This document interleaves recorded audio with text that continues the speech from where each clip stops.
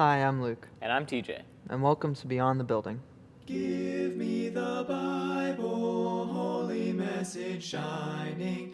Thy light shall guide me in the narrow way. Precept and promise, law and love combining, till night shall vanish in eternal day.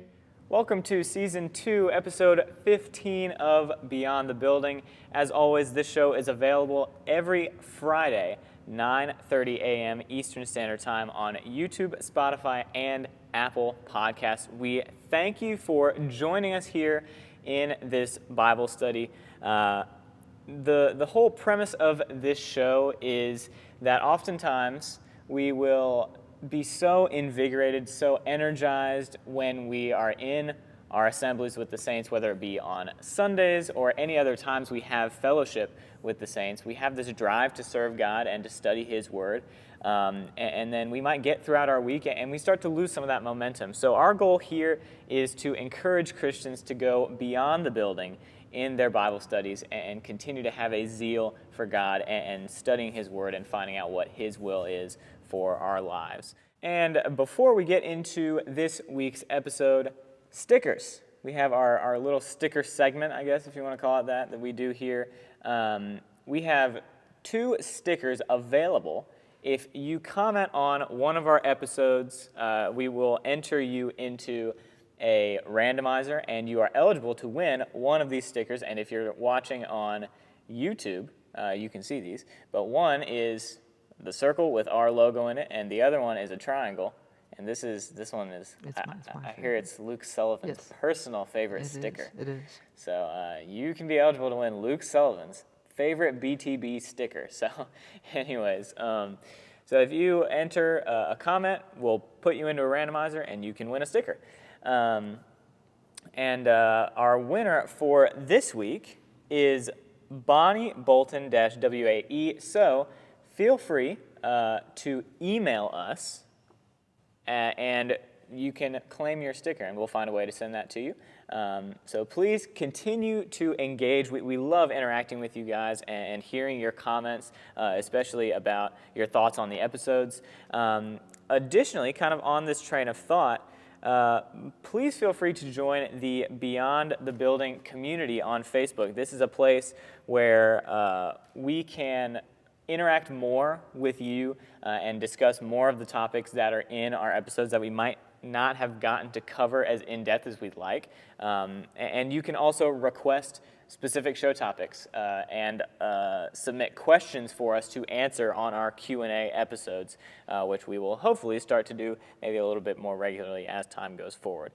I got story time this week, so it's going to be kind of maybe monotonous, but hopefully not. But I work at Chick-fil-A, so I got a lot of stories from Chick-fil-A, okay? We didn't know that. Yeah, I know, right? No, just messing. So I was working, I don't know how many of our audience is not from the Southeast, but we down in the South, we got Chick-fil-A and we have outside iPads. So we'll stand in the drive-thru, take your order on an iPad, and then send you to the drive-thru window where you can pick up your food. Now, this morning, at the time of this recording, I was cooking with iPads. I was just boom, boom, boom, getting those people out of there one by one. It was amazing. It was so satisfying. I had a system going. Now, the day before that was not great because I always get stuff with technology issues. Either my card reader doesn't work, I got to go run in and grab a new one. It's always something with the card reader specifically. But this time, my iPad got busted up because I was taking someone's order, my screen went black, and the menu, which is usually horizontal on my iPad, flipped to vertical. So I was looking at a horizontal menu vertically, and it was like cut off, and half my screen was black. And I'm like, I guess half the menu just got chopped in half. yeah, I'm like, well, this is great. This is not good. Sorry, sir, you can't have a chicken sandwich. Yeah. So I was trying to figure out, okay, I'm like, okay, let me press a bunch of buttons to see if I can fix this, try to troubleshoot as much as possible here. And nothing was working. So then I finally get to the home screen after I exit out a bunch of tabs, and then my touch screen wasn't working anymore. Every time I tried to turn it off and back on again, well, I couldn't swipe to turn it off. And I'm just like, this is not good. I look around the building, and there's a line of cars wrapped around the building, and I still haven't finished taking this guy's order. I'm like, this is not the time for this to happen. So I run inside, go grab another iPad, tell my coworkers, I'm like, hey, like my iPad's busted. Well, first I radioed it in. I said, hey, can y'all give me another iPad? They were busy doing other stuff, so I just ran inside and went and grabbed it. But I run back outside, got a new iPad. I put in my little code to sign in on the iPad, and it said user already signed in because I was signed in on the other iPad, but had no way of signing out. I'm like, this is not good. So I run back again, and I said, I'm so sorry for the wait. Run back, and then I say, you got to sign into this iPad. Someone else sign into this iPad. And they're like, no, we'll just sign you out of yours, and then you can sign back in. So anyways, needless to say, we got everything figured out, and then once I've actually got the iPad working, it was, clockwork, and everything was fine. But I'm just like, man, quite unfortunate. Now, these things happen, so I'm not, like, bent out of shape, but it's just an interesting story. So at least it made for that out of all things. But, so yeah. Hard transition to this week's episode. Segue. Yeah, segue to medical ethics. It's something that I don't think is honestly talked about too often within, I guess, just as a part of our faith discussions. It doesn't really come up. But we understand that the Bible is our guide for all matters of life. There's the acronym that is, of course, not inspired or anything, but it's a good one nonetheless, best instructions before leaving earth, right? So the Bible and the Holy Spirit has revealed God's will through his word to guide our lives. And that includes the realm of, well, medical things. Now, Luke has been involved with medicine to some degree, right? Like maybe something here and there. Yeah, so he's been to the doctor before. I have been to the doctor before.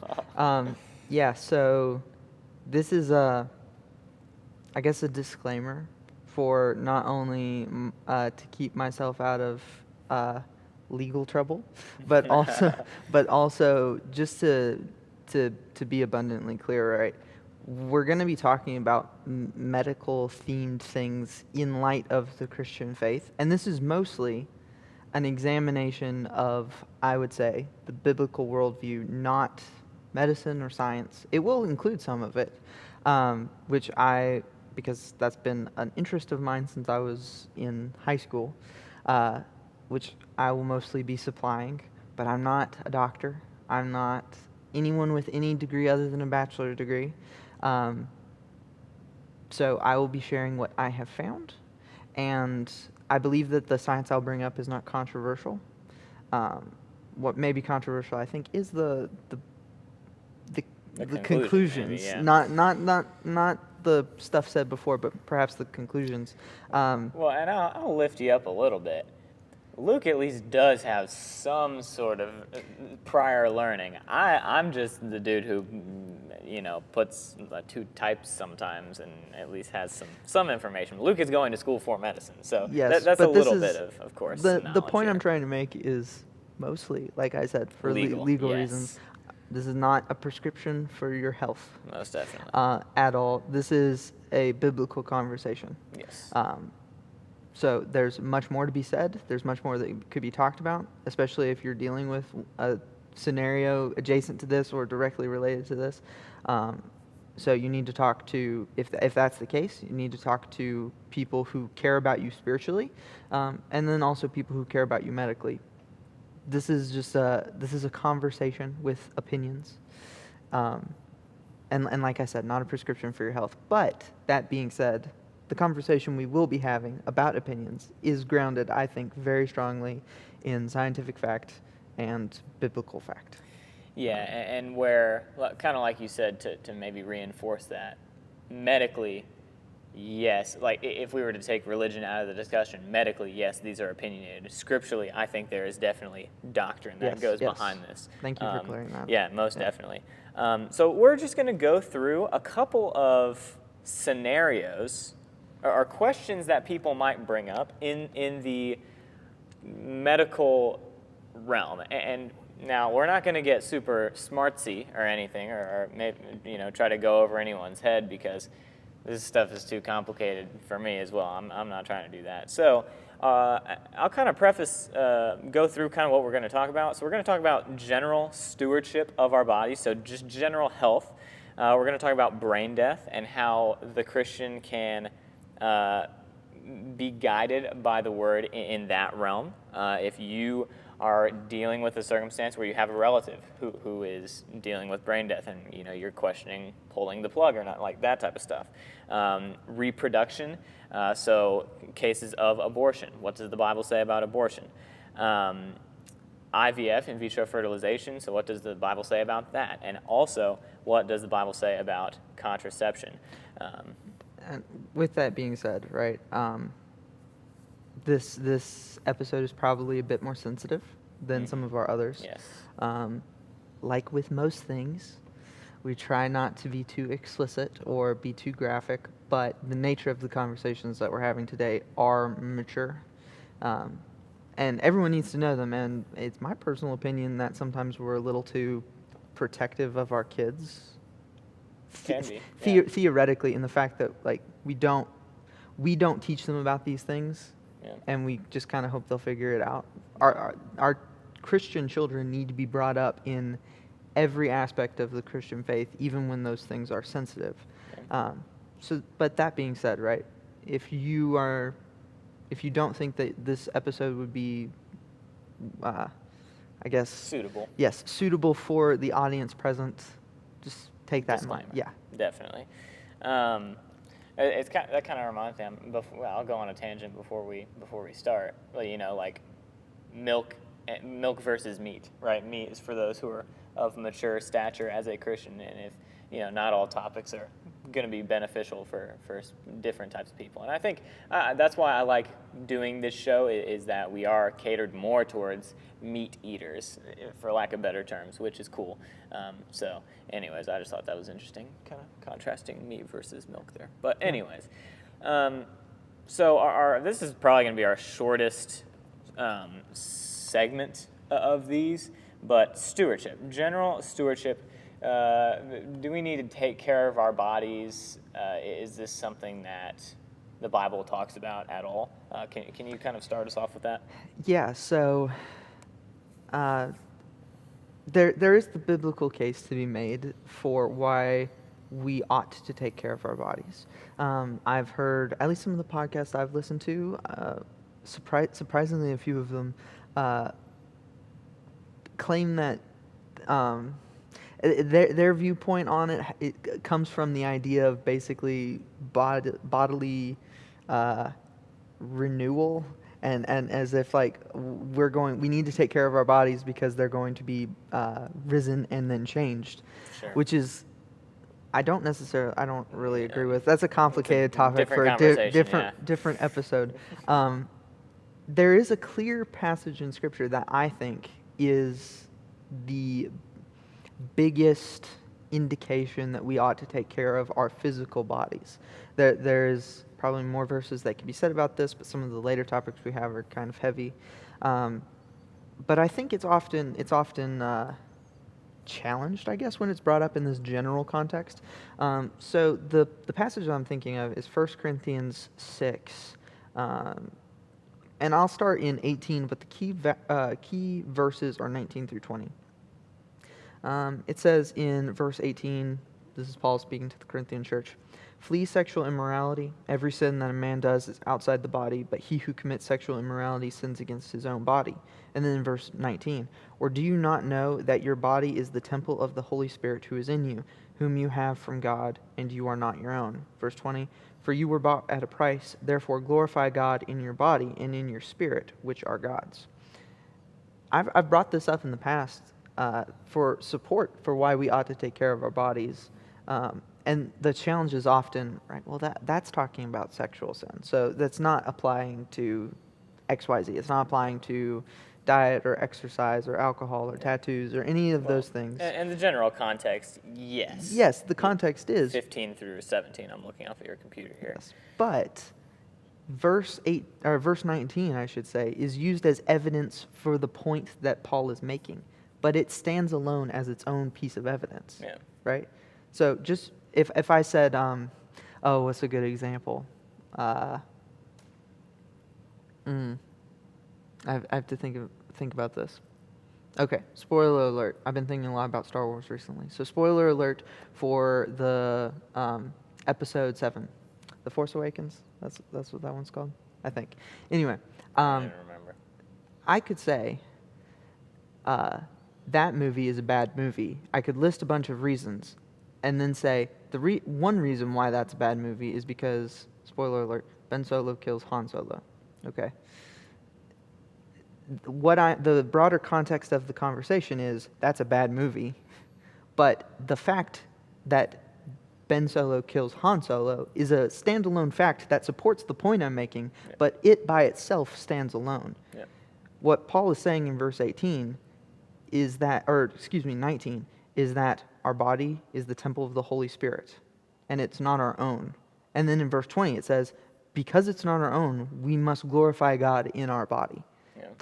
It's a point that Paul is citing to prove a point. Yeah, the point that Paul is making is we need to glorify God in our bodies, whether it be in the case of sexual immorality, right, and not doing those things. And Paul talks about this in Romans as well, right? Don't let your members, I think that's where he talks about, or maybe that's later in 1 Corinthians, but either way, it's in the Pauline epistles that we should not let our bodies be members of, like instruments of sin, but rather, instruments of righteousness and glorifying God and doing His will with our hands, as opposed to sin. So I think that's an interesting point. This brings up, and like I said, this is a large principle that we have to take with a bit of, I think, wisdom and apply to our lives. It's not as clear cut as maybe we would like, but we can think about, right? Okay, how do I glorify God in my body? Do I destroy it with poison, or I don't know? Side tangent. Alcohol is insane to me. I don't understand. Like, if it was invented today, no one would drink it. It's just, it's kind of crazy. But that's true for anything, though, right? The type of food that we eat, whether or not we use our body and we exercise it, what we decide to display on it, even, or how we treat it in this context sexually. So there's a lot of avenues in which you could think about this. And just say, okay, well, if my body is the temple of God, what would I be willing to do to the temple of God? Yeah. How can I glorify God in my body? I think is the general question that we must ask ourselves. Yeah. So our second question is going to be on the topic of brain death. This is a complicated one. And, we're going to separate these into categories. So we have stewardship, general, brain death, and then we'll get into general reproduction. So start us off with brain death, and I guess to preface all the rest of these points, this is more of in Luke's wheelhouse, being that he's studying medicine. So I like kind of being the supporter here. So take it away and enjoy yourself. I could tell Luke was very excited preparing this episode. Ready to go. He's like, oh man. It's the intersection of two of my very strong interests in life. This is great. I say this is great, and then I'm going to talk about brain death for a while, which is not great. So one of the things that I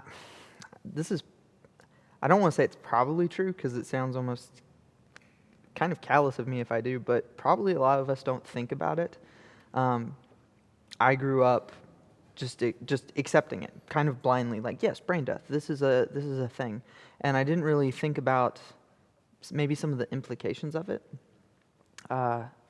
We had a recent lecture about brain death, which actually got me thinking and talking about kind of the origins of that term and how it's defined medically. And one of the most interesting things about this topic, to me anyway, was that it was only defined by our government as an actual form of death in 1981. Now, that's not to say that it wasn't like described earlier. It was in, for instance, 1959. It was described as kind of being like a coma that you couldn't come out of. It was just an irreversible cessation of activity. And it was kind of described like that, and talking about it, and I'm not an expert in this particular topic, but it was, from what I understand, kind of just this weird conversation that didn't really have any strong definitions tied to it. And then in 1981, it was actually like adopted as a legal form of death. And one of the things that made this conversation a little more icky for me, if I can use that term, icky, was that was around the time that transplants were getting really popular. And if you don't know this about transplants, it doesn't really work if you take the organ from a dead person. And if you take the organ from a live person, that usually kills the person. Yeah, one would think. Right? One So, would think, yeah. one, if you take it from a dead person, it's not going to work.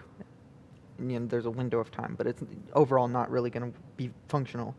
And if you kill someone for this organ to save someone else, that's unethical, obviously. So it just seems, I didn't immediately rule it out or just write it off, because that's kind of about the time it was legally defined. But that's a little suspicious, right? That like, oh, we have an advancement in medicine, and this is when we're going to define brain death as an actual legal form of death, so that you can get these quote unquote healthy organs and use them from a dead person, quote unquote. So, yeah, I don't know. So it seems like, the implication might be is that there is some sort of a possibility that people are looking at that situation as, well, this is the perfect time to harvest organs, so let's call it this. Yeah, let's. Very, very coincidentally. Now, of course, Yes. it's an assumption, but there's always that possibility, unfortunately. Yeah. Conspiracy theories are only conspiracy theories until they're proven true. Yeah. Right?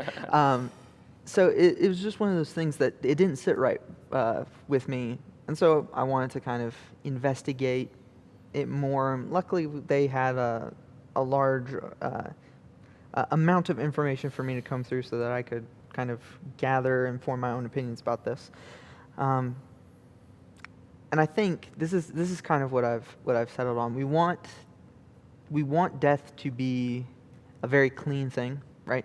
Death. This is life. This is the marker. This is death. And in some sense, you could say that, spiritually speaking, right? This is the moment in which the soul is no longer part of the body, or residing in or with the body. This is the point at which those two things become completely separate. Yeah.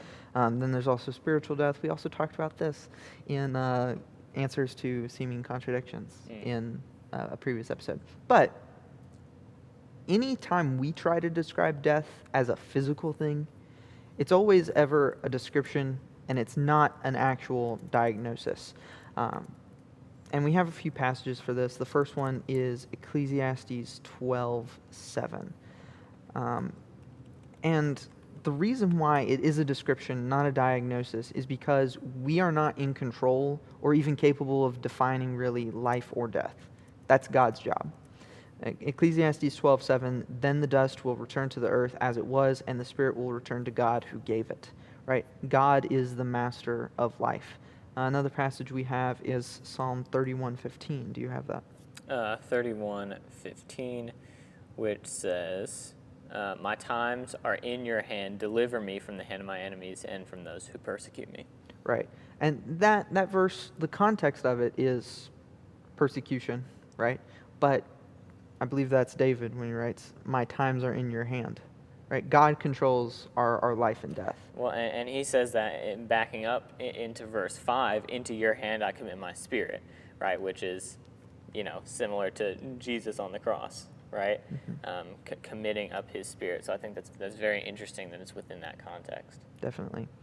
And kind of bringing this back in, so I think that that's an important thing for us to keep in mind, right? God is the master of life and death. We can only describe it, or maybe identify it when it happens. We can try to identify it when it happens, but we do not say, oh, this is death and this is life. So, right, if we're trying to define, for lack of a better term, when death is, I think as Christians, our worldview should be formed by the Bible. What does the Bible have to say about it? So we have several passages that kind of indicate when and where in the body life resides. And I don't know. I think we tend to confuse the legal definitions of what we've always grown up with. And I'm not trying to revolutionize your definition of death. But what I'm trying to do is trying to say, okay, how can we as Christians, with the Bible, acknowledge brain death as actually being death, or not, if that's the case. Yeah. And so, just because our government says, oh, you're dead when your heart stops beating, that doesn't mean that that's the case. Now, that may be true, but that does not mean that that's the case. Yeah. The government is run by people, and people can do any number of things for any number of reasons. And if we had a super evil government and it said, you're actually considered dead when you believe this, no living sane person would believe that, therefore you must be dead. Well, okay, that's not dead. Yeah. So anyway, this is just, we need to kind of separate ourselves from what our government necessarily says and use the Bible to inform our worldview. Yeah. Anyway, so the first passage to kind of talk about where life in our body resides, we have Job 33:4. Do you have that? Yeah, it says, the Spirit of God has made me, and the breath of the Almighty gives me life. Yeah, so, right then, it says, the breath of the Almighty. And to me, this is a callback to earlier in Genesis. Yeah, 25:8. Well, Or is that a separate one? not that yet. I'm thinking of a different one. We'll go to Genesis 25:8 in a second, where he creates man. I'm getting ahead of myself. Yeah. Okay. I'm excited. Where's this passage? It's in 2. We'll have to. Bro. Watch this. Genesis 2:7. Thank you. The power of Google. Not a sponsor. I could not find it. Genesis 2:7, and the Lord God formed man of the dust of the ground and breathed into his nostrils the breath of life, and man became a living being. In Job and in Genesis, right? This is the idea of life is in the breath itself. And I believe that that's the traditional Jewish view. We also talked about this in our lecture about brain death, that state laws are complicated because different religions define death differently, surprisingly. And Orthodox Judaism holds, I believe, some branch of Judaism if it's not Orthodox. But I believe it's Orthodox Judaism believes that life is in actually the breath, and that it's the breath of God breathing into us that gives us our life. And here in Genesis and Job, it calls back to that as well. And then Genesis 25:8, TJ, that was referencing. I'll read that. Gotcha. It says, then Abraham breathed his last and died in a good old age, an old man and full of years, and was gathered to his people. This passage also mirrors the death of Jesus when it says he breathed his last, right? Interesting, yeah. That is an idiom, a figure of speech, that it clearly indicates, right, this is death. He breathed his last. When he stopped breathing, he stopped living. So anyway, those are a few passages that kind of support that view, and in my mind that's convincing, and I'll get into that in a second. It's convincing not only scripturally, but also scientifically. But then also you have this view that life is in the blood itself. It's in the heart. Leviticus 17:11 is probably the best passage that indicates this. Which is just the life of the flesh is in the blood. Yes. Right? Okay, well, is the life in the breath or is it the life in the blood? Because that verse says the life is in the blood, right? So there you go. The heart. Answer. Done. This is kind of a seeming contradiction if you kind of look at the figurative language of breath being used in those passages. If you look at it as kind of figurative, and then if you look at Leviticus, it almost seems like, okay, these are two different bodily things in which life resides. And obviously life resides everywhere in our body, but kind of like where can we define death given those parameters? Yeah, like what are the absolute necessities? Yes. It's like the life of the flesh is not in the kidneys, right? I can go without one of those, right? And I'm not going to die in most cases, right? True. So. And if you know something about human biology, this is where I think it gets really cool. Because you know what the main function of blood is? It's to carry oxygen from the air to the entire body. Without oxygen, your cells don't work. Yeah. They stop functioning. It's called oxidative phosphorylation. Happens in your mitochondria, produces energy so that your cells can do work and so that you can like actually live. Yeah. So in one sense, right, life is in the breath. Mm-hmm. Our lungs breathe air in to our and oxygenate our blood, which goes through our heart to the rest of the body and is carried throughout the body. There's probably more to be said, and for the sake of time, I can't really go into it, but I think that this is really cool. The life, our life, does reside in our breath and also in our blood. Yeah. And I think that that's the worldview. So, when defining death, right, the body is a unit, and when one point fails, multiple points likely follow, right? If you lose your lungs, you're not going to give oxygen to your heart. You're not going to give oxygen to your blood. Your heart will be pumping unoxygenated blood throughout your body. You're slowly going to die, right? If your heart goes out, you're not going to live for much longer. And this is one of the things, right? Brain death legally is defined as all brain function, which includes the brainstem. You're not brain dead if your brainstem is still functioning. That's a different definition. But it's when every part of your brain is no longer working. Your brainstem tells your heart to pump. It tells your lungs to breathe. It tells every function of your body that you don't think about to work. And if that's not working, you're not doing any of those things. And so while it may seem that like a person who is brain dead is still alive, still feels warm, right? You can still feel their chest moving up and down. That's not them. That's a machine doing it. And in my mind, that can be kind of gruesome to think about. Yeah, it's a harsh reality. Yes. Yeah. But if their brain's not telling their body to do that, if you were to remove them from that scenario, they would be dead by all definitions. Yeah. Very, very shortly. Yeah. And I think, right, if based on the biblical verses that we've seen, and if we take those to reflect as I think they do, that our life resides in our breath and in the oxygen in our body, if that is what in this world, physical world, gives us physical life, if those functions cease, then that is the cessation of life. Yeah. And so classical death, cardiac death, the stopping of your heart, that is dead because it's not delivering oxygen to your body. And brain death, which is the cessation of all functions, that is also death.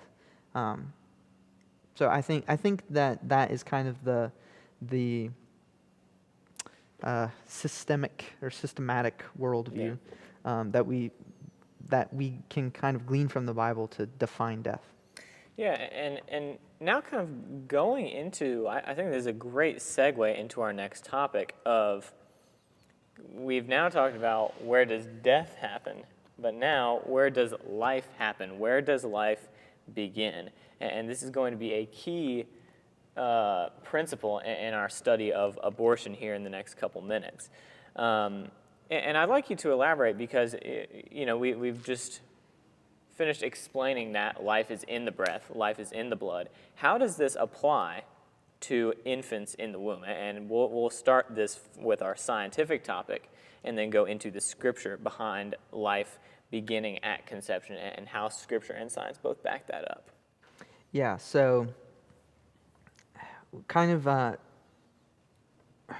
what's necessary for this discussion is to discuss circumstantial realities and intrinsic values. When we're defining when life begins, we have to. Everyone sets a point, right? Everyone sets this is the moment in which life begins or life doesn't. So we need to think, right? Okay, well, where do I set it? Because you said it somewhere. No one denies that, well, I'm not going to say no one, because I actually know of people who do, but no one seriously says that a 1 day old baby, 9 months, 1 day, outside of the womb, doing all the normal baby things, is not a person. I say that because I'm not going to say not everyone, because I did get into that discussion with someone who did, but most people would say that's a person, right? Okay, but there's a large group of people that will say that same baby, if it just hadn't been born yet, then that's not a person, right? So this is a complex issue that touches several things, but we need to say, right? Okay, what is the definition of a person? And that's when circumstantial scenarios and intrinsic values come into play, because it cannot be based on the circumstances that we define when a person is. Yeah. Because that changes for everyone. So we've brought up brain death, right? The complete cessation of function. But obviously, some function you can live with and live without and live with support for, right? You mentioned missing kidneys, right? Theoretically, you can have medical support and live for a time without functional kidney, right? You are not working at 100%, but that doesn't make you any less of a person, right? That circumstance doesn't make you any less of a person. We kind of touched on this a little, but there are people who are in massive comas that it's very rare that they'll recover, but they're still alive. They can still breathe by themselves. They just need help eating, right? And some people in those scenarios have recovered and have led lives, functional, or not functional, but fulfilling, awake lives after that. Them being in that circumstance doesn't make them any less of a person. Yeah. And so we have to kind of say, okay, when at this point from the conception, the very beginning at which two gametes meet, at what point from then to death do you start, to matter? Yeah. When can we say, okay, this is not your circumstance, but this is what you are? Because there are lots of different circumstances that people value, right? Right now I'm a full-time student. I don't work for money, and a lot of my peers do. And there are some people who would say that I am less valuable to society because of that. I would argue that it's delayed gratification, but whatever. So like some people could say because of the circumstance I'm in, that I provide less or I'm worth less than someone else, but that doesn't change my intrinsic value, because we all have intrinsic value in God's eyes. And so before we get into kind of the science of it all, we have several scriptures here that I think want to bring up. So the first one we have is Hebrews 12:9. Will you read that? Yeah, Hebrews 12:9, which says, "Furthermore, we have had human fathers who corrected us, and we paid them respect. Shall we not much more readily be in subjection to the Father of spirits, and live?" So we see this idea of God being the Father of spirits, right? God being our Creator is the one who puts life in us, right? Like there are different, whole different conversation, but there are different like Greek words for spirit, or is it soul, or life? Which one is it? I can't remember. Yeah, there's a few. So yeah, that's a different. Yeah, different conversation, but you know, there's like, okay, there are different types of life. There are consciousness, right? There's like, animals have, you know, life in the fact that they are living. However, they don't have consciousness like a human being does. If I knew the Greek words, then I would go into it, but I'm not going to. So, but the point being is that God is the Father of spirits. He puts our spirit within us, and we see that in Jeremiah 1:5 as well, which is our next verse. Before I formed you in the womb, I knew you. Before you were born, I sanctified you. I ordained you to a prophet. I ordained you a prophet to the nations. Now, this is a specific circumstance where he is talking to Jeremiah, saying that God had a specific purpose for Jeremiah before he was even born. However, the principle still applies that God, as an all-knowing being, knows us and is the Father of spirits even before we are born. So we are a thought, at least in our Creator's eyes and our Creator's mind, even before we were born. And that ties in perfectly, I think, to our next passage, Psalm 139, verses 13 through 16. This is David talking. He says, "For you formed my inward parts, you covered me in my mother's womb. I will praise you, for I am fearfully and wonderfully made. Marvelous are your works, and that my soul knows very well. My frame was not hidden from you when I was made in secret and skillfully wrought in the lowest parts of the earth. Your eyes saw my substance being yet unformed, and in your book they all were written, the days fashioned for me, when as yet there were none of them." Which is, honestly, it's really beautiful. David talking about, right, while I was still being put together, you knew all of my days. You knew everything that I was going to do. Even when, right, my frame was hidden, God had a hand in that formation, and I think that's really pretty. Yeah, definitely. Yeah. And we see this example of, I guess our kind of argument here, to maybe be a little bit more clear as to where we're going, is that, yes, scripturally, life begins when God, even honestly, physical life begins when God puts the soul of the person in that body. And when does that happen? We'll get into that, right? And we see this in Luke 1, 41 through 44, talking about Jesus and John the Baptist. So starting in verse 41, "And it happened when Elizabeth heard the greeting of Mary that the babe leapt in her womb, and Elizabeth was filled with the Holy Spirit." So we see that scripturally, God considered this baby a human being in the womb. I guess that's really the thrust of our point, is that just because a child is in the womb does not make them any more or less of a person than someone who is outside the womb. They're just at a different stage of development. Go ahead. And this is also kind of interesting, more on that point.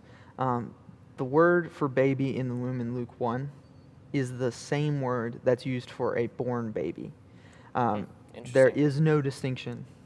Very interesting. So, like you said, TJ, and I think this is important, and this is where what I was talking about earlier is going to come into play in our next little bit. Circumstance versus intrinsic values. The babe in Luke 1 was a little far along, right? It was developed. So at least by then, from Luke 1, that was considered a person. That was considered a baby, not a fetus or an embryo or what have you. That was considered a baby. So it was some point before that, which we're going to get into, I think right now. Yeah. Yeah. So, yeah. Let's talk about that, and then we can talk about contentions. So when does a person begin? This is a very divisive topic, but this is based on the extensive amount of research I've done, which I don't have a degree in this, but I have done a lot of research in it. It begins at conception. This is my reasoning for that. That is the one point at which the intrinsic values of the thing we're discussing, right? Whatever you want to call it, I would call it a baby, but whatever you want to call it, that is the one point at which the intrinsic values of that substance changes. Before it's something different, and after it stays the same. The circumstances change, but the intrinsic value of what that is the same. Yeah, and to put it more in layman TJ terms, right? And at least the way I think of it is when conception happens, right? The moment that the two cells meet and create a new being, right? Two different sets of material combine to make something new. That is when a life has begun, right? That is the point at which, okay, it's not just a sperm, it's not just an egg. Those come together, and now it is something completely new and has a different set of DNA than the previous. So this is, have you ever heard of the ship of Theseus problem? Yes, we've talked about that on the show. Yes, we have talked about it.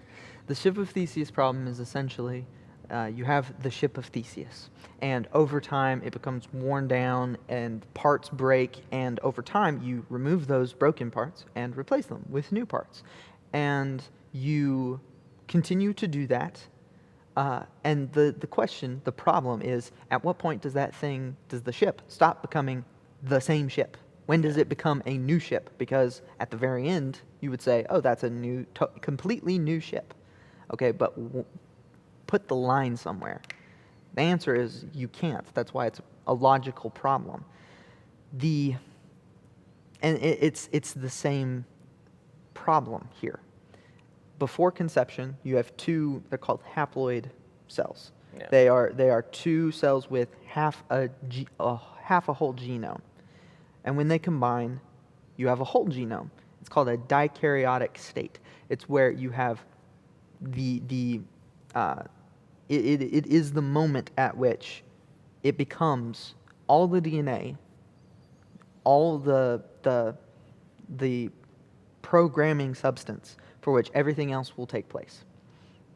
Immediately there are intercellular changes that immediately take place. There's a calcium burst, which if you look under a microscope, that calcium burst looks like a flash of light, which is really cool, especially if you take in John 1. And the light was the light of man. Anyway, and so at that point, it becomes the ship of Theseus problem. Draw the line. There's several diagrams of the baby traveling through the fallopian tube to the uterus, right? And it divides through that process. It becomes more complex. But the question is, right, okay, now draw the line. Where do you draw the line?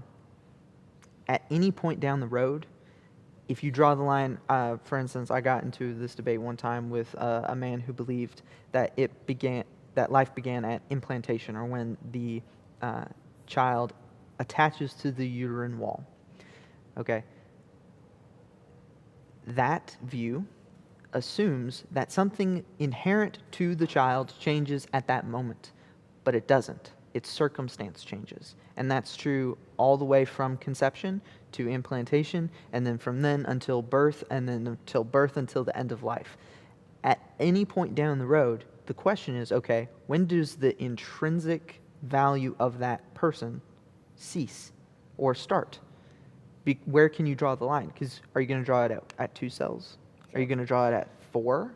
What about, There are some people who have less 16 chromosomes. billion? Yeah, Yes. than other people. So does their life mean less than someone who has the right amount? We get into those types of questions. Yes. So if we think about this logically, right, we have to draw the line somewhere. And conception is the only point at which the intrinsic properties of what we're talking about changes. Everything after that is circumstantial. And so that's why I would say conception is the answer. And so kind of going forward, we have, because my personal opinion is that this topic isn't really about the beginning of life. Yeah. It's more about well, not even inconvenience, but it's about what our response to it should be. Well, and I think like you said, this is more about the circumstance rather than, like you said, I think the child itself, right? Because why do people want to argue that a child in the womb is not a child in the first place? It's to deal with these circumstances that have arisen that they might feel the need to have an abortion, right? Yeah. So we have to come up with these different reasons to explain these things. Now, there are some people who have some sort of, who have care, right, for the mother in that case, and in that case, I would say there's some good intention there. However, they're being led to the wrong conclusions based on these things and based on this evidence that is lacking, in my humble opinion. And also, for a bit of a disclaimer, at no point during this conversation are we trying to disvalue the value of the mother. Most definitely. Or the life scenarios that led to this internal struggle. So not trying to disvalue that at all, but yeah.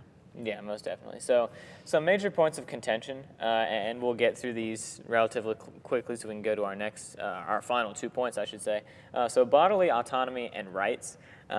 Basically, the point of contention would be, well, there's this person living inside of me. They're being housed there. I'm the one containing them. It's my right to do whatever I want with it. And we've kind of touched that on, well, to some extent, yes, that is true. It is your body, and the person inside of you, doesn't have the capability of making those choices. However, I think that is more of a reason to not end that life. This is an innocent child, right? And we have established that this is a human inside of you. Mm-hmm. That person is sinlessly innocent, which you can find our other video on that. The pro-choice viewpoint is intrinsically contradictory. Yeah. It promotes bodily autonomy, except if that body is separate from you, just happens to be living inside of you. Yeah. Once again, that we've discussed the value of that life. That life still has value. So just because, yes, you are in control of that being inside of you because you're the one housing it, does not mean that you have the right to end it. Dependency does not equal right to do whatever you want. Most definitely. If I had a 2-year-old child, that child would be dependent on me for survival. Yep. That does not give me the right to get rid of it. Most definitely. Just because Yep. The next one, gender equality. Do you want to touch a little bit more on this one? Yeah. So, I've heard that. Right. Well, okay. I got pregnant with someone else, so it's just on me to raise the kid. Well, first of all, we have child support laws and things like that. My answer to this would be no. I don't think it should just be on you. I think, and this is probably not said enough in conservative circles. I don't know if it would change things that much if it was said, but I think if a man and a woman have a child together, he should be involved. And if he's not wanting to be involved, he should be to be involved. Because, right, you're both parents, not one or the other. Mm-hmm. And so there should be responsibility for both. Yeah, most definitely. Yeah. Others would argue that abortion is healthcare access, like that we need this access to healthcare to you know, keep the life of the mother and not let the mother die. So Those, any more on yeah, that those one? scenarios are rare, and we talked about this a little, right? It's not so cut and dry as usually. It's not so cut and dry as okay. We have to choose one. We have to save the mother or save the child. Usually, it's okay. This is risky or this is not. And so, I think that the way you would reason through that is the way you would reason through any other scenario in which that could occur, right? There have been conjoined twins who have been separated. There are aspects in like that surgery where the surgeon has to make a decision, right? Or could pause the surgery perhaps and inquire about see what family members want to do, right? Okay, well, we can do this, but that will be risky for this one. Or we could do this other option, but that will be risky for this person. What do we do? And that's complicated and it's messy, but it doesn't take away from the value of the individual lives there. So yeah. And then the last couple cases of deformity, and then rape, abuse, incest. So, and this really talks about the circumstance over intrinsic value, right?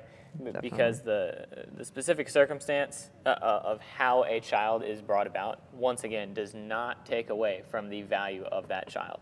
And this goes into more of a socio-political, welfare talk, in which we're not going to get into. Yeah. But in a perfect scenario, the parents should be able to afford to have a child, and either way, we need to care for these children in whatever way we can. If a, unfortunately single mother cannot have the possibility of caring for that child, but that is no excuse to end the life of that child. Even then, right? I think that this, and I've noticed this kind of in our society where we are almost anti-kid. We're very adult-centric and wanting our personal lives, right? If in the case of rape, abuse, or incest, if you took pictures of those two children in the womb or after birth and you show them right next to each other, are you going to be able to tell a difference? No. What about if you are in a relationship with someone and you found out that they were the product of rape? Does that make them any less valuable of a person? Most definitely not. I would argue that it makes the scenario extremely inconvenient and also just traumatic for the mother. Yeah.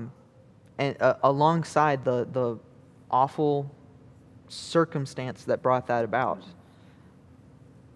And I think if our answer to that is, okay, we'll kill the kid, that is doing something else that's wrong to try to take away from the pain because of something else that happened that was wrong, when the answer should be instead to try to make the best out of the scenario, not try to erase it, because it was awful, should never have happened. Yes, totally agree, but you're never going to get rid of that. Yeah, and we can't do a wrong to try to, we can't do a wrong to try to cancel out. Try to cancel out a wrong that has already happened. So, next, going into IVF, in vitro fertilization, could you explain that to us? And then we'll the principles that we have already laid out will guide these next 2 points. Yes. So I think these will go fairly fast. Correct. So IVF, in vitro fertilization, essentially, if you don't know what that means, it's usually for people who have trouble conceiving or who have wanted to delay their conception. So a woman could freeze her eggs and then have a child later, a scenario like that. Essentially what it is you take the reproductive cells and you combine them in a petri dish, essentially. You grow them for a little bit, and then you do various things with them later. So it could be that you genetically test them for diseases or things like that. Sometimes this is actually recommended for two people that carry the genes for very detrimental like conditions, but still want children. So you can genetically test the embryos and figure out, okay, this one's going to have the disease, this one won't. And then you take that child, the fertilized, it fertilizes the egg, makes an embryo, and then they take that embryo and they put it in the mother. And then hopefully it will grow inside them.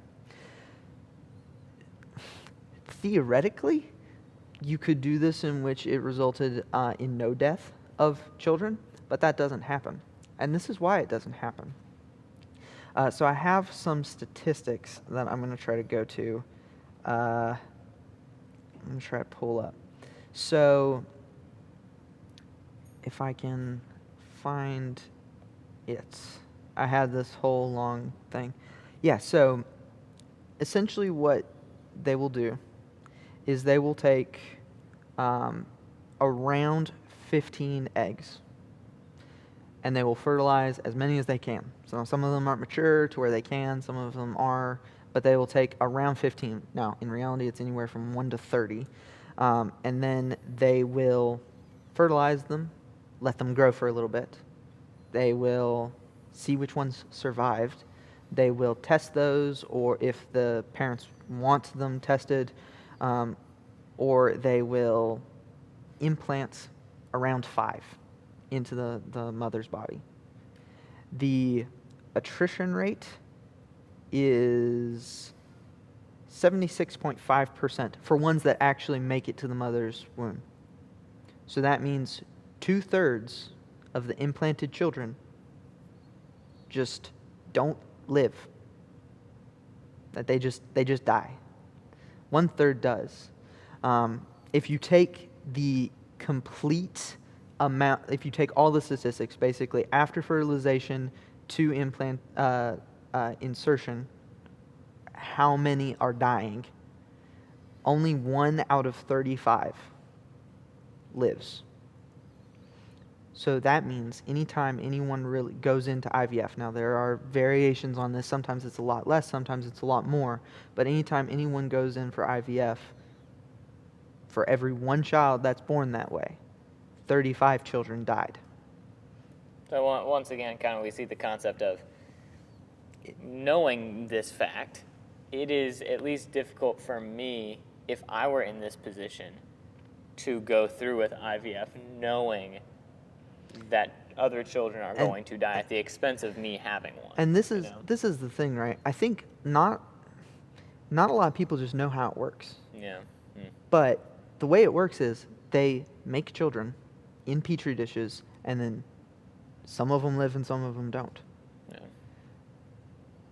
And yeah, based on the science we discussed earlier with and the fact that that's the conception is like the only point at which you can say, okay, this is an intrinsically new thing. IVF is not acceptable. Now, theoretically, it could be done perfectly. You take 1 egg, you fertilize it, you insert it into the mother, and if it grows, great. If it doesn't, okay. That would be basically like normal conception.